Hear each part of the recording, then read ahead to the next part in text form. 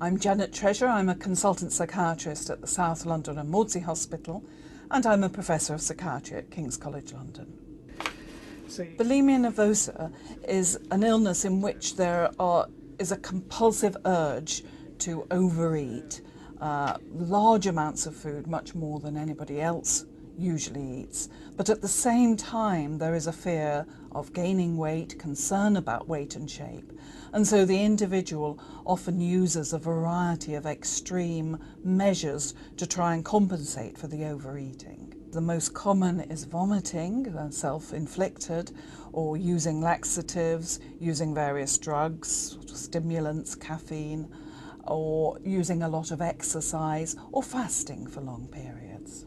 One of the most important risk factors is a period of anorexia itself. So about a quarter of people with anorexia do go on to have bulimia as well.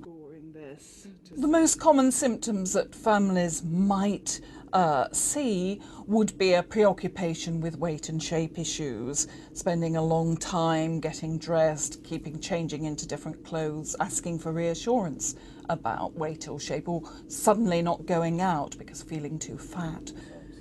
There is no doubt that in terms of trying to explain why bulimia has arisen, that we have the fact that it didn't seem to occur before about 1950. Then suddenly in the 70s and 80s there was an exponential rise, and that has happened most countries in the West. And we do think that there is a mixture of factors.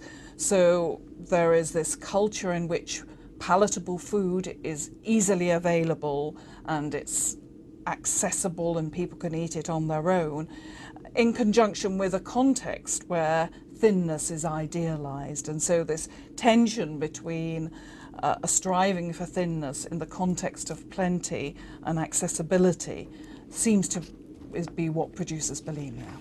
The treatments available for bulimia nervosa are much more evidence-based and have been proved to be effective than, for example, for anorexia nervosa. For example, we know that cognitive behavioural therapy can be quite effective in 50% of cases.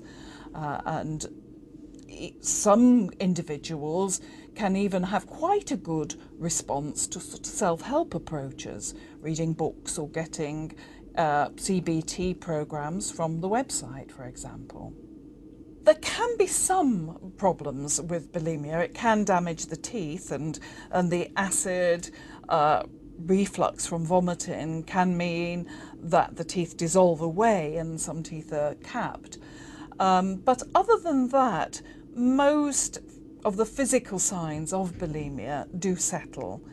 But it can, even after recovery, there's a chance of relapse, and so it can take a few years before the eating pattern is more tightly regulated.